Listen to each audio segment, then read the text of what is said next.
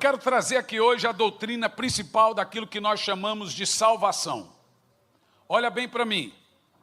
Importa muito para você se você será curado. Importa pouco para Deus se você será curado. No entanto, Deus quer a sua cura, porque Ele compadece da sua dor, mas Ele foca na sua alma. Como Deus compadece da sua dor, do seu problema físico, da sua enfermidade, Ele vai lhe curar. No entanto, a doença na Bíblia, ela existe por uma obra maligna. E a cura foi feita e desenvolvida por Deus como um evangelho pregado aos olhos. Toda a estratégia de Jesus de evangelização incluía sinais. Mas quem pode realizar sinais? Os pastores e evangelistas, amém? Claro que não. A Bíblia diz que os sinais seguirão aqueles. Então quem pode realizar sinais e milagres? Todos os que creem. Então aqui nós estamos falando de um dom coletivo da igreja. Vocês, jovens ou crianças, podem sair na rua e orar e milagres acontecerem. Não existe uma espécie de super-homem de Deus especial, com dom especial, que faz algum tipo de milagre. Mas então por que alguns fazem? Por causa da fé? Por que alguns não conseguem expulsar demônio? Pela falta dela. Senhor, por que nós não conseguimos expulsar esse demônio? De duas uma. Jesus não disse que aquele demônio especificamente não saiu pela falta de jejum dos discípulos. Ele não disse, vocês não jejum, não foi isso? Ele disse, há castas de demônios que só saem com jejum e oração. Depois, mas antes ele disse, também pela falta de fé. No caso ali dos discípulos, ou foi pela falta de fé deles, isso está claro na palavra de Jesus, ou porque eles não tinham uma consagração suficiente para aquela casta de demônio. Jesus, por que não conseguimos expulsar esse demônio? Diz, pela falta de fé. E há também certos demônios que só saem com jejum e oração. Então, não tem como você fugir da história de que ou os discípulos estavam sem fé para expulsar demônio, ou eles estavam sem consagração. Eu acredito que eles estavam sem fé, porque Jesus acompanhava eles de perto. E eles jejuavam. Jejuavam ou não? Jejuavam. Eles eram hebreus. Só que quando eles começaram a andar com Jesus, eles começaram a quebrar jejum. Aí vem os fariseus e falam, esse povo seu aí não jejua? Jesus disse, enquanto estão comigo, vão comer. Agora, depois que eu fui embora, eles têm que jejuar. Então, tinha a hora deles jejuar. Mas não era aquele momento. Jesus disse, agora é hora de comer, porque a gente tem que viajar. Lembra a história de Elias? Levanta, come, vai. Eu preciso que você esteja forte fisicamente. Então, come. Então, a hora de jejuar, a hora de ficar forte. Tem gente aí que está entendendo que a hora de ficar forte nunca termina. Nunca jejuma. Não hora de madrugada que passa sono, não faz jejum que passa fome. Mas entenda que o fundamento da salvação é o mesmo fundamento da cura. E eu vou trazer aqui para vocês, pode parecer uma coisa doutrinária, porém, é uma coisa doutrinária, mas é uma mensagem, entendimento daquilo que nós chamamos de obra da cruz. Evangelho da cruz. Começando em Romanos 1, verso 16 e 17. Eu vou falar sobre o dom da justiça de Deus. O que é dom da justiça? Presta atenção, gente. Dom de ser um justo. Romanos 1, verso 16 e 17, Paulo começa assim, não me envergonho do evangelho de Cristo, pois esse evangelho é o poder de Deus para tretar na internet, não é só a escritura, é só a treta, amém? Não, é o poder de Deus para a salvação de todo aquele que nele crê. O que vai fazer a diferença entre aquilo que um grupo faz na rua e o que o outro faz na rua é o poder. Já esperávamos e entendemos na história que avivamento é teologia pegando fogo, luz na cabeça e fogo no coração. Mas você pode estar com Deus em doutrina e com o diabo em conduta. Você pode ter Deus na cabeça e o diabo na ética, na prática. É possível que você tenha uma doutrina perfeita e uma conduta diabólica. A teologia por si só, ela te traz orgulho, arrogância, presunção, prepotência, e ela leva você para o inferno. Ela precisa do poder para que ela seja a palavra poderosa de Deus. E esse poder é sobrenatural, gente. Ele é sobrenatural. Ele tem que ser sobrenatural.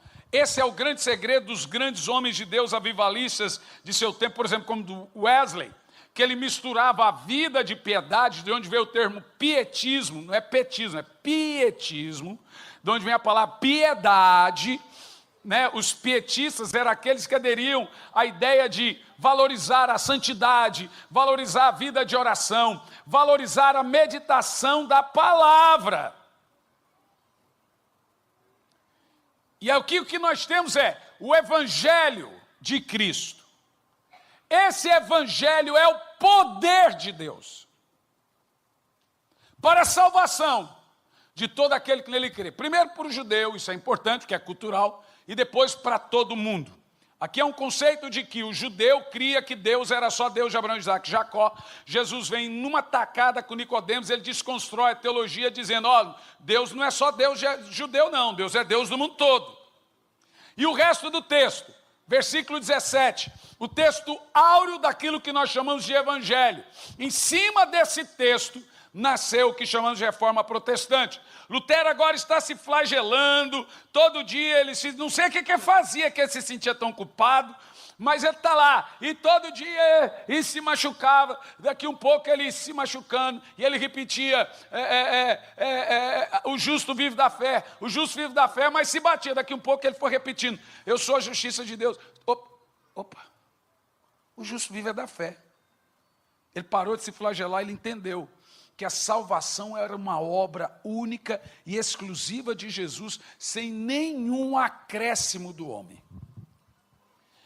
Se Jesus lhe desse 1 milhão de chances para você se salvar, você jogaria todas elas fora. Por isso que Deus deu Jesus para que você fosse salvo. Todas as chances que você tivesse, você jogaria fora. Agora tem um detalhe muito grave. O entendimento desse texto, o justo vive da fé. Eu já percebi que a maioria dos crentes não sabem o que é viver da fé, o que é ser justo. E eu te explico, na nossa cabeça, tanto a palavra justiça, como a palavra justo, está ligado a feitos, honestidade. Vai, leva seu carro lá naquele fulano, ele é justo. Ó, aquele vai te cobrar um preço justo. Ou seja, aquele é honesto, quer dizer, ele é justo. Na nossa cabeça, ser justo é fazer a coisa certa. Na nossa cabeça, justiça ou senso de justiça não é senso de justiça de Deus, é senso de justiça própria. E esse é um grave problema, porque toda vez que você lê na Bíblia o termo justiça, justo ou dom de justiça, não é o nosso conceito. Vou te explicar. O que é para você justiça de Deus? Na Bíblia Sagrada, justiça não é fazer coisa certa. Ainda que o justo vá fazer coisa certa, mas isso é uma reação e não ação, justo faz justiça. Ainda que o justo vá fazer coisa certa, a justiça na Bíblia não está ligada a fazer coisa certa, está ligado a crer certo. Nós somos justos crendo certo, não fazendo certo. Vou te explicar. Ser justo não é fazer a coisa certa, é crer de maneira certa. Ser justo não está ligado a fazer na Bíblia, está ligado a crer. A palavra ser justo, declaradamente na Bíblia, é ser inocentado, justificado. Olhou para ele e não achou culpa. Presta atenção. Justificação na Bíblia, que é o mesmo de onde vem a palavra justo ou justiça, são os mesmos termos. A justificação na Bíblia não é um conceito negativo, como o perdão. O perdão não é um conceito positivo, gente. É um conceito negativo. Você só perdoa alguém responsabilizado que tem culpa. Quem não tem culpa não precisa de perdão. Só precisa de perdão quem tem culpa. Justificação é diferente de perdão. Por Deus somos perdoados e também justificados. São dois conceitos diferentes. Entenda a diferença de justiça, de justificação e justo, apesar de ser o mesmo conceito. A palavra justo, então, na Bíblia, é o conceito de aquele que não tem culpa, aquele que não tem mais nenhuma culpa. Não é a ideia de que Deus olhou para você e fala assim: vou lhe perdoar, você está perdoado apenas. Não, Deus olha para você e fala assim, ó, você não tem culpa. É mais do que perdão. Vou te dar um exemplo. Imagina que você está devendo R$1 milhão para o banco. E o banco decide perdoar sua dívida. Qual é o nome disso? Perdão. Mas se você continua sem 1 milhão, você continua sem 1 milhão. O que é justificação? É você dever R$1 milhão para o banco. O banco perdoar a sua dívida e te dar 1 milhão de novo. O banco entende que você não tem culpa. Você entendeu o que eu estou falando ou não? Imagina que o miserável do Adão, aquele jaguara do Adão, caiu, pecou, e você não fez nada, ele fez por você. Mas agora todos que nascem vão para o inferno por causa desse miserável. E o que você fez para isso? Nada, mas vai. Ele pegou e deu todos os reinos do mundo para o diabo. Jesus diz: os reinos do mundo, o diabo tem poder em tudo. O diabo disse assim, ó, tá vendo tudo isso aqui, Senhor? Tá vendo aqui, ó, tudo é meu, tá vendo ali, ó, tudo isso aqui é meu, ó, porque foi me dado. E ele disse mais: eu dou a quem eu quiser. Quem deu para o diabo aquilo ali? O pecado. A atitude de Adão deu a Satanás direito legal de viver e habitar e dominar e ter esse mundo sob seu domínio e controle. Jesus diz: o Deus desse século, por várias vezes você vê o diabo sendo mencionado por Deus desse mundo, Deus desse século, príncipe desse mundo, Senhor desse mundo. Ele diz, Jesus disse, ele tem poder sobre todos, só não tem poder sobre mim.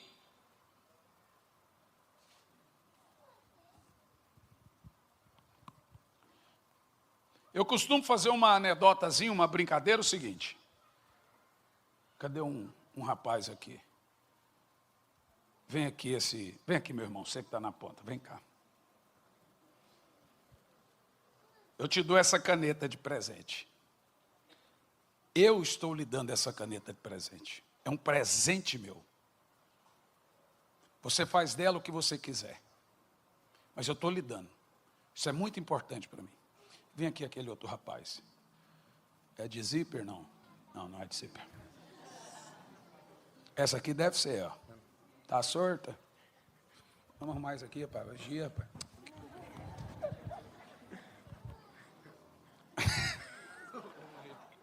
Focou ou não? Era para enfocar. Você imagina o seguinte, eu estou dando para ele essa caneta de presente. Eu estou dando com muito amor. Passa um tempo, ele pega e usa o mesmo argumento e dá para ele. Ganhei de alguém, mas estou lhe dando. E aí eu estou um dia andando e olho para ele, veja, eu dei para ele a caneta, mas de repente eu vejo a caneta com ele. É estranho, não é? Mas você não tem direito nenhum de reclamar. Mas é esquisito. Aí você espera e fala assim, escute, me vende essa caneta. Eu já fiz isso, já. Você quer uma coisa familiar, emocional, me vende. Aí fala, tá, eu te vendo. comprei a caneta, guardei, fico lá no fundo, que eu disse, pô, rapaz, eu dei para o cara, agora o cara deu para outro, não valorizou. Te pergunto, foi justo o que ele fez? Responda. Não. O que você faria? Humanamente falando, você não daria mais nada para esse rapaz. E a gente não dá mesmo, não. Mas vou te dizer o que Jesus fez. Ele comprou a caneta e foi lá e falou, toma, de novo para você. Porque foi isso. Então o Adão pegou, ó, irmão, você só está representando o diabo, você não é o diabo, não. O Adão pegou, faz igual o rapaz, eu estou endemoniado. Você pega, o Adão pegou tudo que ganhou e deu para sai daqui, não pode deixar. Deu para o diabo, porque está aqui. Toma, diabo. Jesus veio, ganhou e conquistou, pagou a cédula de dívida, todo aquilo que tinha contra nós e tomou de novo. Adão agora não merece nada. Mas agora o Senhor vem e diz, eu vos dou todo o poder e autoridade para pisar serpentes, escorpiões, sobre todo principado. Eu te dou tudo de novo, mesmo não merecendo. Sabe qual é o nome disso? Isso não é perdão. O perdão ele fez quando ele não levou em consideração o fato de eu desprezar. Agora, o fato dele restituir é justificação.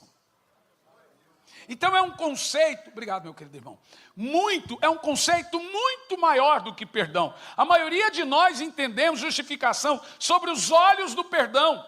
Uma pessoa justificada é uma pessoa inocentada. A ideia é a seguinte, imagina que todos nós pecamos, e você é mais pecador do que você imagina. Você peca até quando não peca. Você peca até dormindo.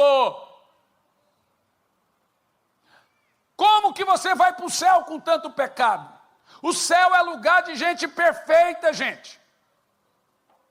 Se você não for perfeito, você não vai para o céu. Então ninguém vai para o céu, em tese. Nem o senhor, pastor. Então, pior ainda, irmão. Esse dia um camarada estava falando mal de mim. E aí, pastor, o que o senhor vai fazer? Eu falei assim, eu vou agradecer a Deus. Por quê? Porque ele só sabe aquilo que ele está falando.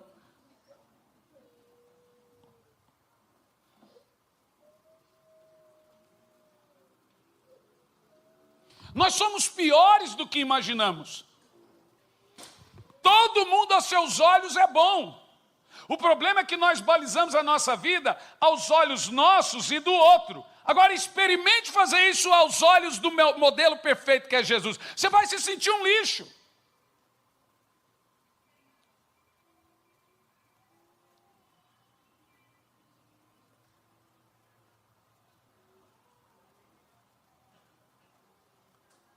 Pensa o seguinte. Imagina um homem chegando diante do juiz com uma dívida, com 50 crimes comprovadamente para julgar. Qual advogado ganha essa causa?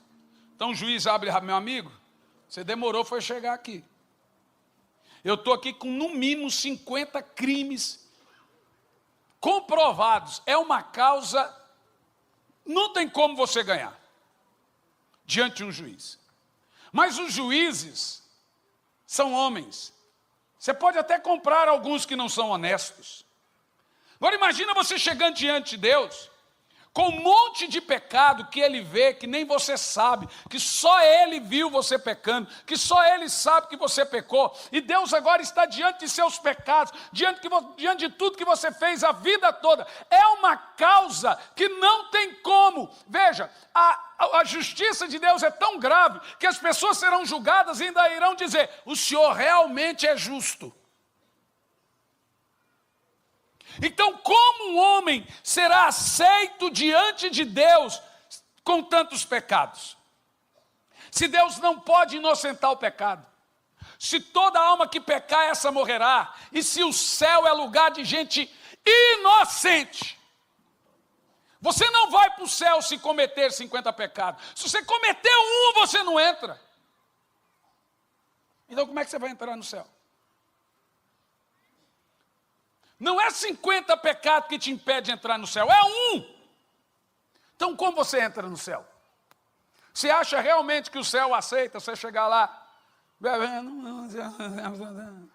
Não, mas a gente se acha mais santo do que o outro que bebe. Mas a gente dá eita falação.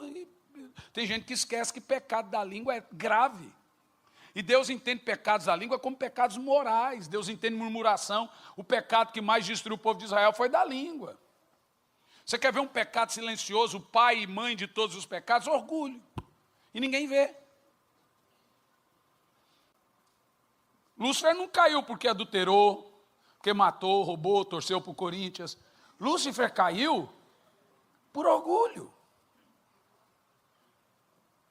Então, diante de Deus, não tem esse negócio assim, pequei pouquinho e pequei muito. Deus vê o coração. A Bíblia diz que Ele sonda e ouve nossos pensamentos. Aquilo que você pensa, Deus assiste. A plateia dos nossos pensamentos é Deus. Você cobiça, Deus vê o ato. Então o cara grita, lá em casa, Deus já viu. Por isso que Jesus falou, quem cobiçar uma mulher já fez, porque Ele está vendo o ato. Você cria a imagem no pensamento, Deus assiste ela. Como você vai ser salvo? Se sentindo bom. Não há nenhum só bom, não há um justo. Todos se extraviaram e são inúteis. A palavra inútil ali na Bíblia é mente inútil, mente reprovada, mente testada, indisponível e reprovada. É uma mente sem funcionalidade. Como alguém vai ser salvo se a Bíblia diz que pecado não entra no céu? Eu peco por pensamento, eu peco por obras, eu peco por palavra, eu peco dormindo, eu peco acordado, eu não faço nada a não ser pecar. Davi disse, quem pode ver o mal no seu coração? Sonda-me, ó Deus. Vê o Senhor se há em mim algum caminho mau. Olha, ninguém pode ver pecado em si. Então como você vai ser salvo? Por isso que não tem como você comprar a salvação, não tem como dizer, vou dar uma cesta básica e você salvo. Senão você vai chegar diante de Deus e falar, não senhor, o senhor não pode fazer isso. Eu ajudei o pobre, eu dei cesta básica, eu paguei para estar aqui, então eu posso me cobrar para estar aqui. Não dá. Porque o pecado é uma fera que cresce em proporção do que se alimenta.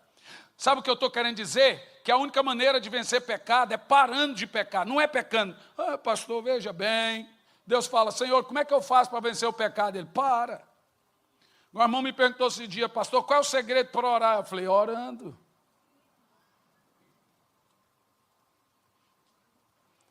O pecado é terrível, é um monstro. O pecado é pior do que a morte. O pecado é pior do que doença. O pecado é pior do que o diabo. O pecado é pior do que o inferno. Nada no mundo é pior do que o pecado. Apesar da Bíblia Sagrada dizer que o diabo é o nosso terrível adversário, na realidade a Bíblia diz que só uma coisa faz separação entre você e Deus. Notem que não é entre Deus e você, é entre você e Deus. A Bíblia não diz que Deus é seu inimigo, a Bíblia diz que na sua mente você é inimigo de Deus. É o homem que mostra os punhos para Deus e diz, te odeio, mas eu nunca disse isso para Deus, não com a boca, porém com as atitudes.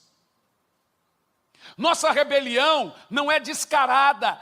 Muitos já estão em rebelião descarada, mas a maioria de nós, nossa rebelião é praticada. É quando nós pecamos, é quando nós transgredimos as leis de Deus, é quando nós gritamos, é quando nós agredimos, é quando nós murmuramos, é quando adulteramos, é quando pecamos veladamente, é quando pecamos publicamente. Tudo isso é rebelião contra Deus. É luciferianismo. Então como você vai ser salvo? Seja honesto. Ai, mas Deus é amor.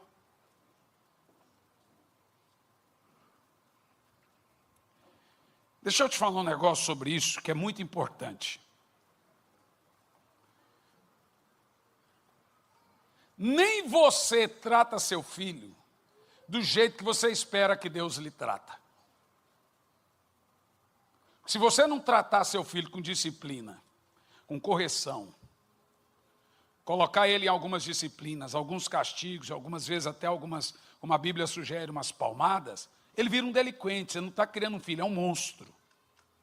Você não trata seu filho do jeito que você espera que Deus lhe trate. Você não se vê sendo pai, sendo um mau pai, falho, do jeito que você espera que Deus trata você. Então, o amor que aceita tudo não é amor. A pergunta minha é essa: como você será salvo por suas obras? Como você será salvo aos seus próprios olhos? Como você será salvo porque você acha que não faz mal para ninguém? É porque quando a gente pensa que não faz mal para ninguém, a gente não se inclui.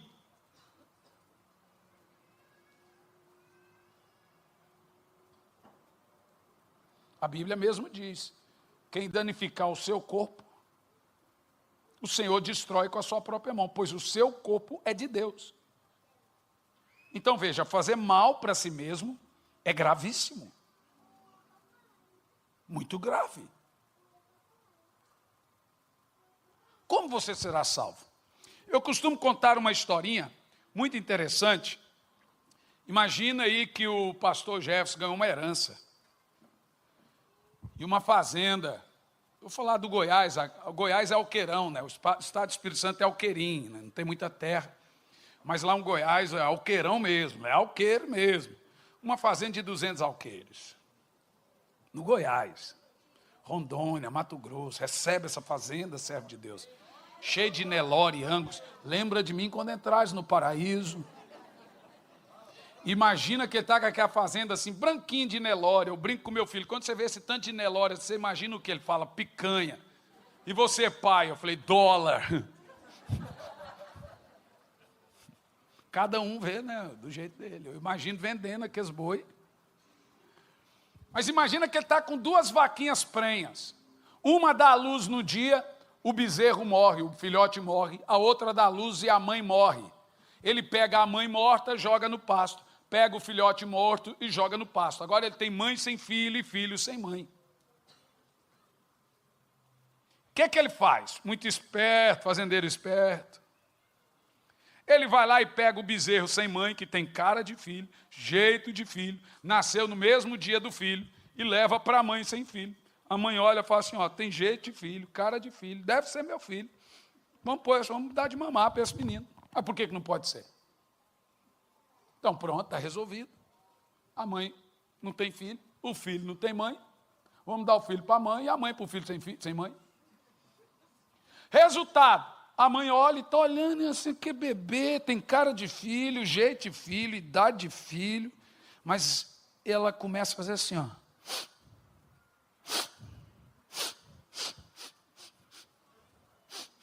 Tem cara de filho, jeito de filho. Dá glória a Deus, aleluia, fala a Deus, Jeová, manto, está amarrado, sai Satanás, em nome de Jesus, Pai de Cristo, sangue de Jesus. Tem tudo que um crente faz. Veste igual. Na igreja um santo, em casa um santanás.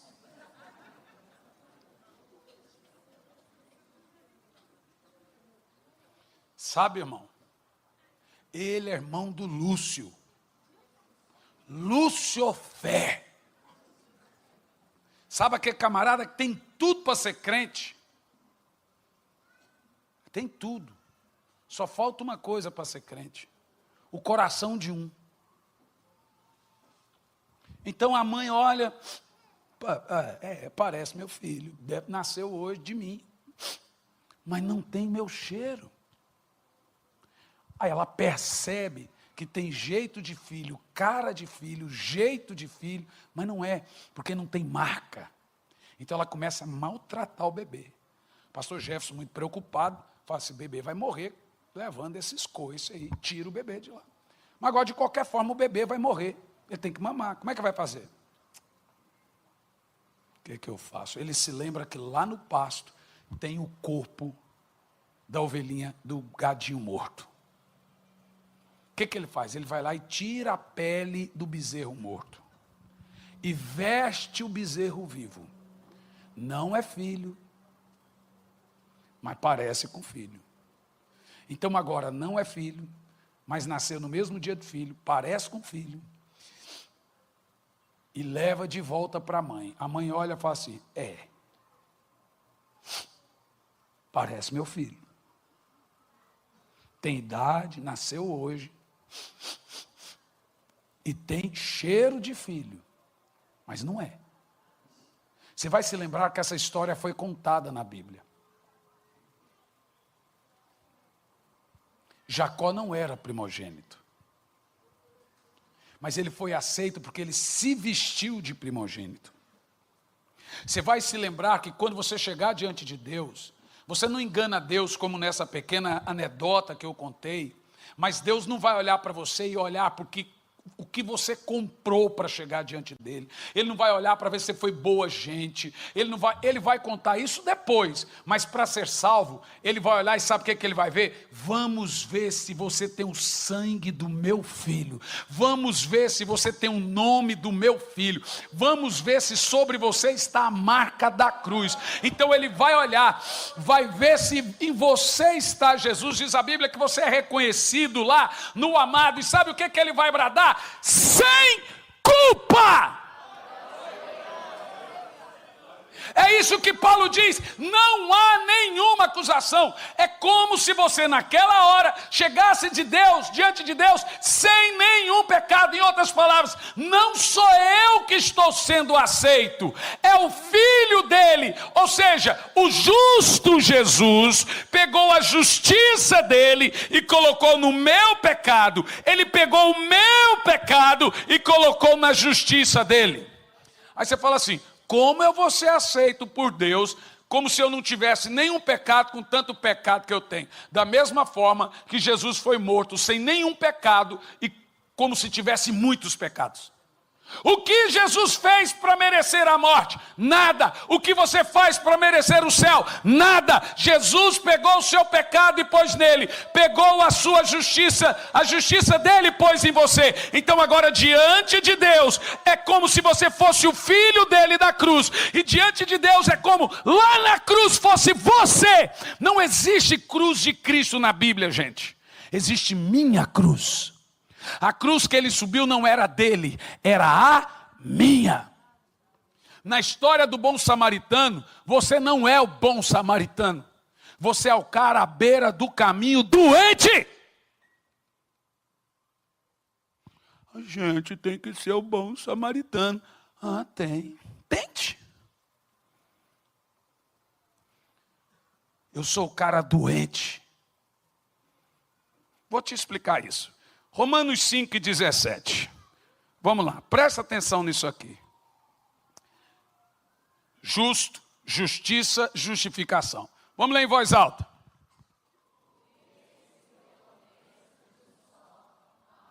Deixa congelado. Um homem só pecou, mas todos são responsáveis. O que você fez para merecer o inferno? Nada. Mas sem Jesus você vai para o inferno. Porque o pecado entrou através de Adão pela nossa corrente sanguínea e ele vai passando durante 6.000 anos pelo nosso DNA. E você nasce com esse DNA do pecado. O pai de todos os homens. Então deixe-me dizer, você não é pecador porque você peca. Você peca porque você é pecador. Assim como um peixe não pode evitar a água... e nem sabe que está molhado. Você já viu o peixe falando, nossa, hoje a água está... Faz parte da natureza dele. O ser humano não pode evitar o pecado. Assim como o rabo não balança o cachorro.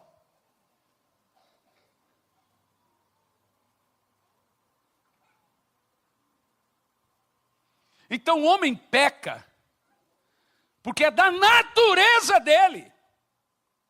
E é isso que tem que mudar quando você vem para Jesus. Se isso não mudar, você não chega diante de Deus.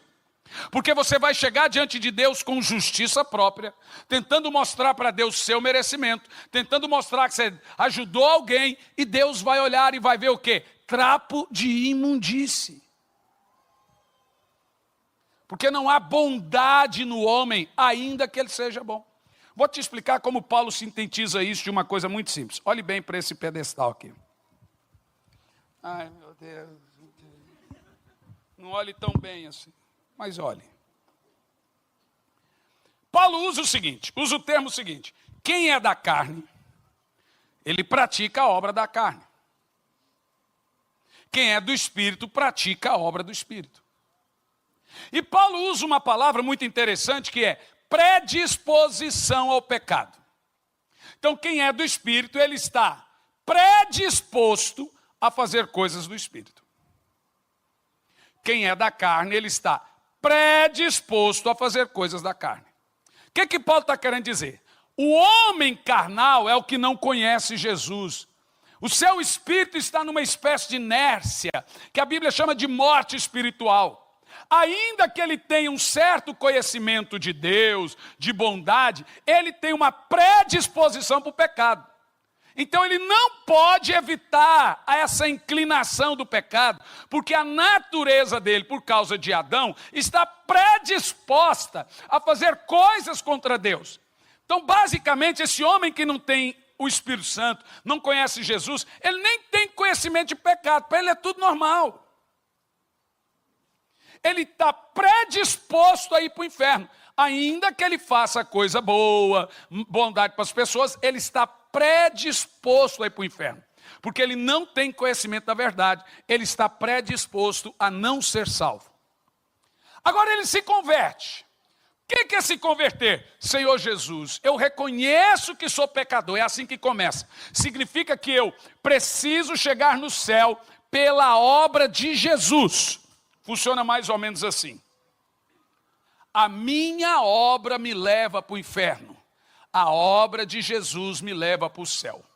A obra de Adão, de acordo com o texto, condenou a todos.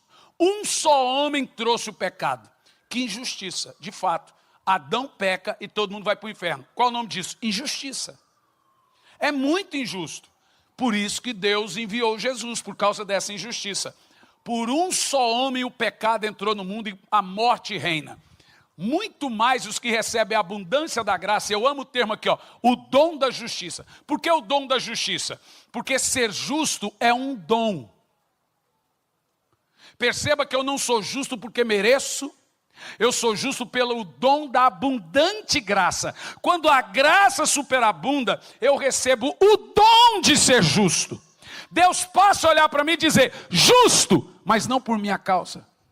É porque tem um outro que é justo e me deu a justiça dele. Eu acho que você está começando a entender. Quem é justo nessa história?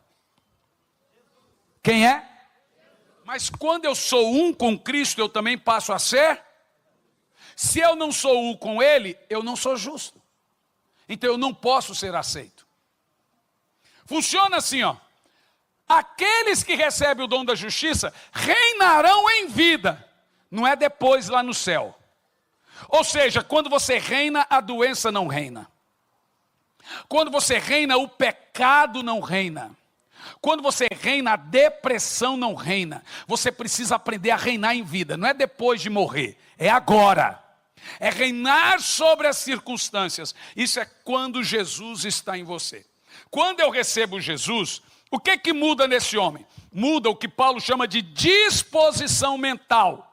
A conversão é uma disposição mental. Você lembra? Eu não tinha Jesus, então eu podia fazer coisas boas, mas eu tinha uma predisposição, ou uma disposição para fazer coisas erradas. Agora eu tenho Jesus, o que mudou? Não vou pecar nunca mais? Não, mudou a disposição.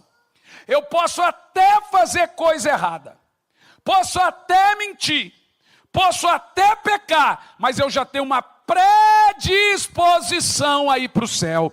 Eu tenho uma disposição a não pecar. Eu tenho uma disposição a não mentir.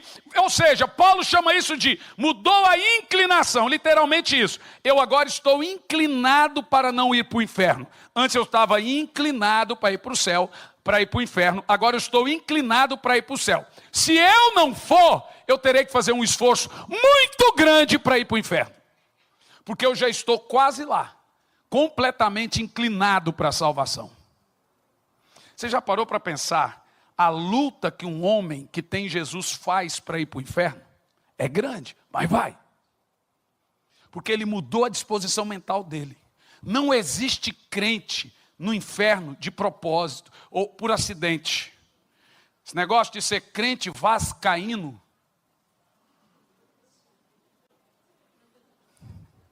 eu acho que vocês entenderam o que eu quis dizer. Vocês são maldosos.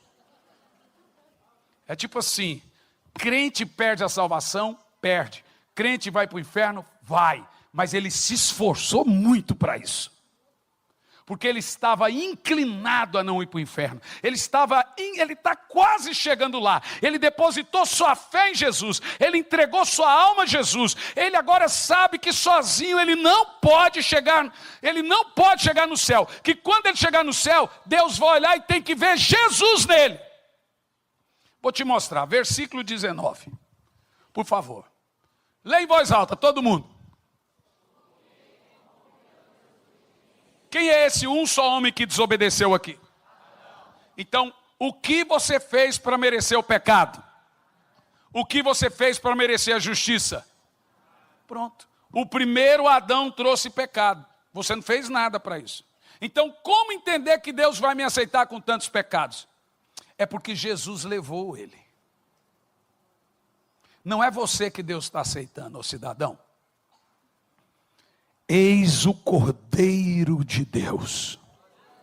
Então Deus bradou lá do céu e diz: eu quero um cordeiro para o sacrifício. E tem que ser um homem justo, santo, sem derramamento de sangue não há pecado. Portanto, não há salvação em Buda. Porque Buda não morreu por ninguém. Não há salvação em Confúcio, porque Confúcio não morreu por ninguém. Não há salvação em Mesmer. Até Maria disse: minha alma se alegra em Deus meu Senhor, e meu espírito se alegra. Maria estava embalando Jesus, olhando aquele pequeno bebê, e disse: e meu espírito se alegra no meu Salvador. Se a Santa Maria precisou de um Salvador, quem é você para rejeitar tamanha salvação? E escute, se você não entregar a sua alma a Jesus e morrer hoje, você vai para o inferno. E não foi Deus que te mandou para lá, é porque você não tem outro lugar para ir.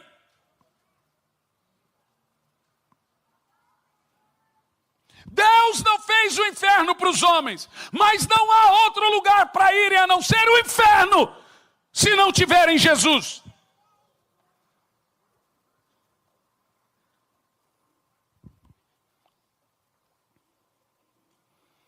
Por isso que a Bíblia usa o termo dom da justiça. Diga comigo, dom da justiça. Diz: eu sou a justiça de Deus. Nossa, pastor, é pesado dizer que eu sou a justiça. Não, não é não. 2 Coríntios 5:21. Como eu tenho que lidar com a salvação? É desse jeito. É o entendimento de quem Deus é, de quem Jesus é, de quem eu sou. Quem você é hoje? Sou um alcoólatra, não é o que a Bíblia chama. Vamos ver? Aquele que não conheceu o pecado, Deus o fez pecado. Jesus pecou, gente? Foi pior que isso. Ele se fez o próprio pecado. Esse texto é chocante porque diz: aquele Jesus que não conheceu o pecado, Deus o fez o pecado original. Por nós, para que nele fôssemos feitos alcoólatras. Não, para que nele fôssemos feitos. Então a Bíblia te chama de quê? De prostituta, alcoólatra, drogada, etc. Na Bíblia te chama o quê? Ei, justiça de Deus. Ei, justiça de Deus. Ei, você aí que é justiça de Deus. Ah, mas eu tenho problema. Não, você é a justiça de Deus em Cristo. Quando Deus olha para você, Ele diz: ei, Cordeiro de Deus, ei, justiça de Deus. Ei, então Deus olha para você e fala assim: não tem culpa, o meu sangue, o sangue de Jesus está sobre você. A Bíblia me chama de justiça de Deus. A Bíblia diz que Jesus nunca pecou. E o que Ele fez para se tornar pecado? Nada. A Bíblia diz que Ele se tornou a serpente no deserto. O maior símbolo da rebelião e da rebeldia do pecado. Jesus fez uma serpente. Moisés fez uma serpente e diz: todo aquele que olhar para a serpente será curado. Agora Jesus usa a história da serpente falando para Nicodemos: assim como Moisés construiu uma serpente no deserto, e todo aquele que olhar para a serpente será curado, Deus levantou seu filho numa maldita cruz, e todo aquele que olhar para ele será salvo. Eu te convido a apostar a sua vida em Jesus, a descer aos pés dele, a curvar-se diante dele, a arrepender dos seus pecados e aceitar a mensagem da cruz. Não há esperança ou saída para você se você não vier para a cruz de Cristo. Você pode apostar, mas será um risco.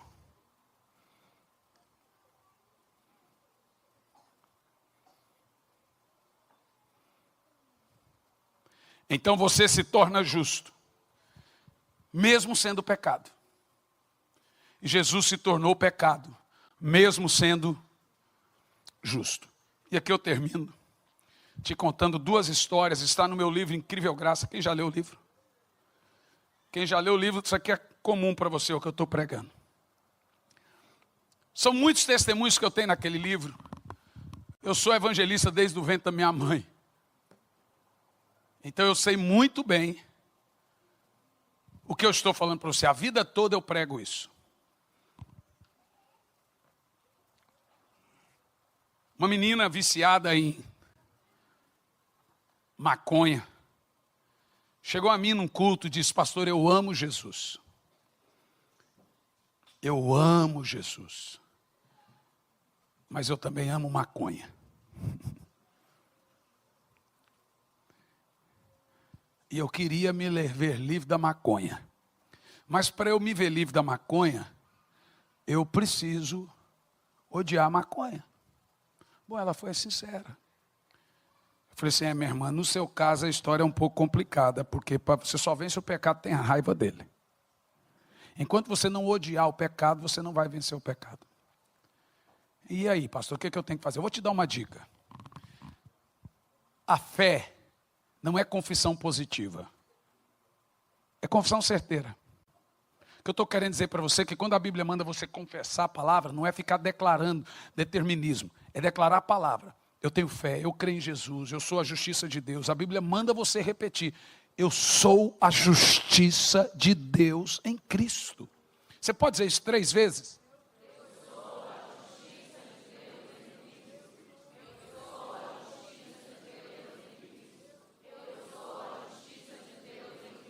Fui eu que disse isso. A Bíblia diz que eu fui feito justiça de Deus em Cristo. Esse é o conteúdo daquilo que nós chamamos mensagem da cruz. A mensagem da cruz é você entender que você não vale nada, mas Deus gosta de você. Que você é um lixo, mas Deus olhou para você e diz: está sobre você o sangue do meu filho. Mas você precisa ter o sangue de Jesus. E só tem uma maneira disso acontecer.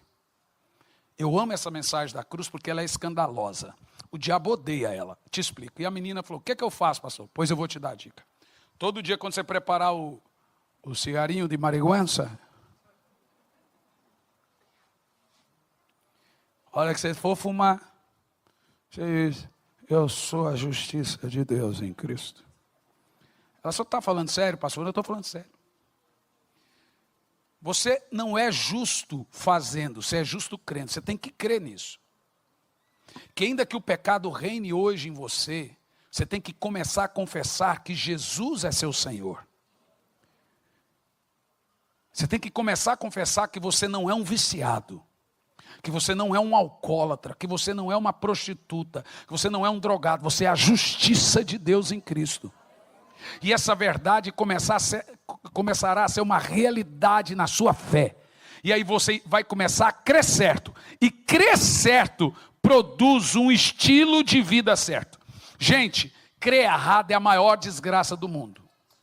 Pense comigo o seguinte: adianta eu pegar um porquinho no chiqueiro, levar para dentro de casa, dar um banho nele e chamar ele de baby, quando ele vira a lama, ele vai fazer o quê? Porque a natureza dele é de porco, não adianta, ele não é um bichinho de estimação, ele é um porco. Não adianta você dar banho nele, ele não pode ver lama, e ele não vai querer comer bolacha Maria. Agora pega uma ovelha, joga ela no chiqueiro, ela pode se lamear toda, mas ela não foi feita. Um crente que se sente bem no mundo, é uma ovelha que se sente bem no chiqueiro. Você não foi chamado para o pecado, ainda que esse pecado lhe domine hoje, Jesus Cristo morreu para levá-lo. E agora quando você recebe Jesus, Ele muda a sua natureza. Você era um porco, agora você é uma ovelha. Então você não vai ter mais vontade de lavagem, não vai ter mais vontade de chiqueiro. Isso não é da noite para o dia, mas as coisas vão deixando de fazer sentido, porque a sua natureza mudou. Paulo chama isso de mudou a disposição mental. E a menina lá, eu sou a justiça de Deus. Eu acho que esse pastor está meio doido. No outro dia, eu sou a justiça de Deus. Aí ela escreve no livro, está ali o nome dela. Teve um dia que ela começou a preparar o cigarrinho. Eu sou a justiça de Deus. Ela me prometeu que ia falar sempre, eu sou a justiça de Deus. Daqui um pouco ela olhou para o cigarro.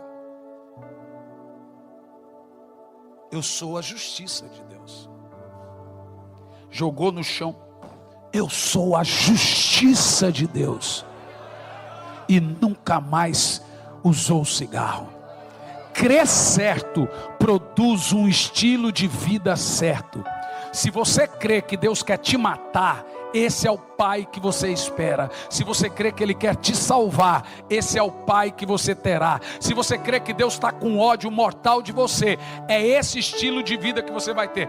Quando você pega a história dos talentos, você tem ali a visão de pai.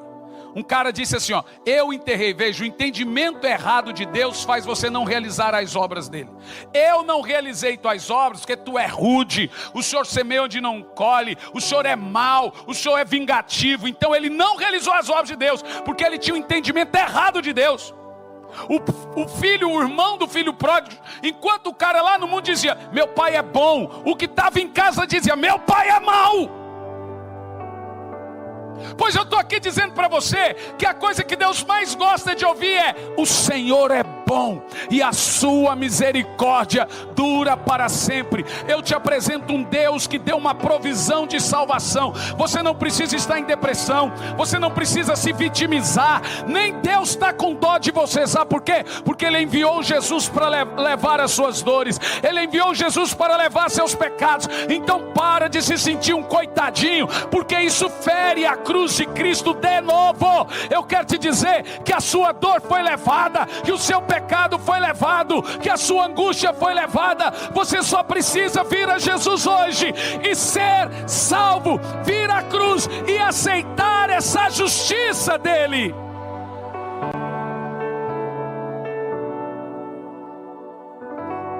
Então o que eu tenho que fazer para ser salvo? Começou errada a pergunta. Você não tem que fazer.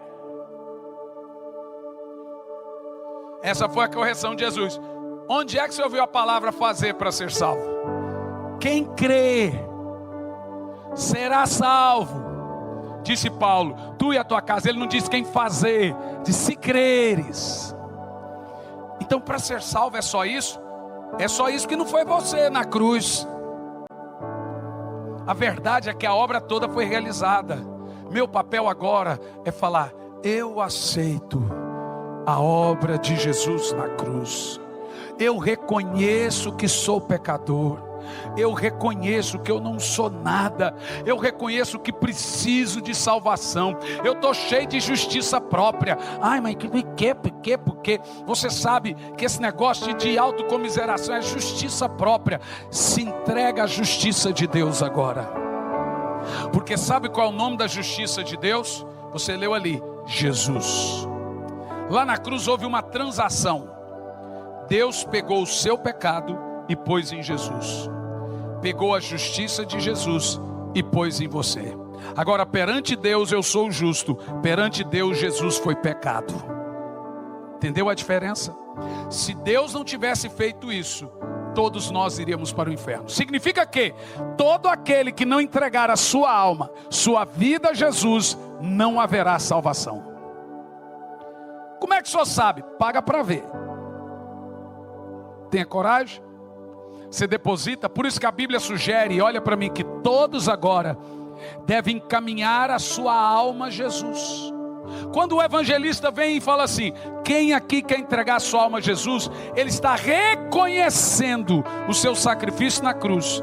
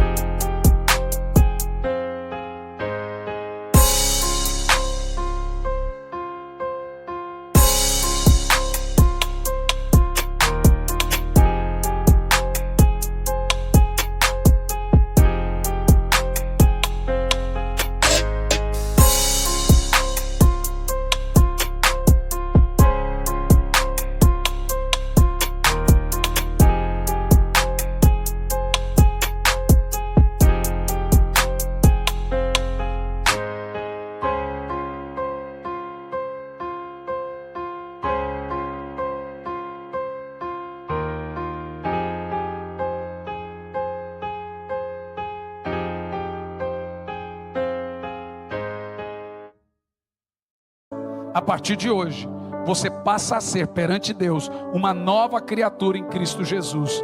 E as coisas velhas se passaram e tudo se fez novo. Quem aqui hoje quer entregar a sua alma e a sua vida em Jesus? Eu posso te prometer, quando você entregar a sua alma a Jesus, toda a sua família será transformada. Isso eu posso prometer. Casamento muda, vida muda, sentimentos mudam, emoções mudam. Tudo isso um homem de Deus pode prometer. O resto eu não posso. Posso prometer que se você permanecer fiel até o fim, essa é a maior decisão da sua vida. O que eu tenho que fazer então? Nada. Você só precisa falar: Jesus, eu te entrego a minha alma, a minha vida. E tem que ter uma manifestação pública. Qual é a única manifestação pública? Você que quer entregar a sua alma a Jesus e ser salvo. Onde você está, você vai levantar a mão que eu vou orar por você. Vai levantando a mão. Fica com as mãos levantadas, não abaixa. Fica com as mãos levantadas. Todos que querem entregar a sua vida a Jesus, não abaixa as mãos. Toda a sua família, só levanta a mão que eu quero orar por você. Não abaixa as mãos, eu quero orar por você. Eu quero orar. Ele te ama. Ele te ama. Ele te ama. Você que levantou as mãos, que quer que eu ore com você, vem aqui à frente agora, por favor. Eu quero orar com você. Venha, filha. Se você convidou alguém, traga essa pessoa até Jesus. Traga seu convidado, traga seu amigo. Fala: venha para Jesus. O cara veio ontem, aceitou Jesus, hoje trouxe um outro amigo para aceitar Jesus. Você que está aqui à frente, põe a mão no seu coração. E você vai repetir comigo essa oração. Diga: Senhor Jesus, eu reconheço que sou pecador. Eu reconheço que eu não tenho como viver sem o Senhor. Senhor Jesus, entra no meu coração. Faça morada na minha vida. Perdoe os meus pecados. Faça com que meu passado seja jogado no mar do esquecimento. A partir de hoje, eu sou uma nova criatura em Cristo Jesus. As coisas velhas se passaram e tudo se fez novo. Olá, meus queridos, aqui quem fala é Hernandes Santos, sou pastor, sou professor no Instituto Sabedoria e Graça e é disso que venho falar de você agora. Tem muita gente que tem muita vontade de fazer teologia, de concluir um curso em bacharelado em teologia de 2, 3, 4 anos e etc. Mas é muito difícil. Ainda mais se tratando que você tem que ir lá no curso, disponibilidade de horário, e vem as questões de valores. Eu fiz um levantamento por alto dos valores mensais de um curso livre de teologia. Fica na média aí de 500, 600, 700, 800 reais por mês que você paga durante todo o curso. O que nós fizemos? Disponibilizamos uma maneira de você fazer um curso. Eu dou essas aulas no sistema EAD, o curso está todo ele pronto, são 2 anos de disciplina, ou seja, você faz 1 ano e depois tem que fazer uma rematrícula para o próximo ano, no caso 2 anos de disciplina, com conteúdo de bacharel em teologia. Olha o valor que você paga anual no curso, são 2 anos, R$460. Eu já vi gente terminar o curso em 3 meses, 4 meses, etc. Aí você abre a matrícula para o 2º ano do curso. São 2 anos com conteúdo de bacharel em teologia. É R$460 ano, entendeu? Por ano. Gente, R$460 não equipara a parcela mensal de um curso comum livre em teologia. Um curso comum livre em teologia, a média é de 500 para mais por mês. Então você vai fazer R$460 o curso e eu estou dando a aula para você com conteúdo de bacharel em teologia com o sistema EAD. O que é sistema EAD? A gente tira tudo aquilo que é pormenores e vai direto ao ponto. Então tem aula de 1 hora, tem aula de meia hora, tem aula de 15 minutos, tem aula de 20 minutos. Ou seja, tem todas as aulas da teologia sistemática e o certificado chega na sua casa se formando no Instituto Sabedoria e Graca. O que você pode fazer agora? Você vai entrar no site sabedoriaigraca.com, sabedoriaigraca.com, e você vai se inscrever no curso, passa o seu cartão. Tem bandeira de cartão que faz até em 12 vezes, tem bandeira de cartão que faz em 10, depende muito da sua bandeira. E aí você vai participar e fazer o curso conosco, sabedoriaigraca.com, curso de teologia, curso livre de teologia, com conteúdo de bacharelado em teologia. Espero você como meu aluno no Instituto Sabedoria e Graça. Entra no site sabedoriaigraca.com. Que Deus te abençoe.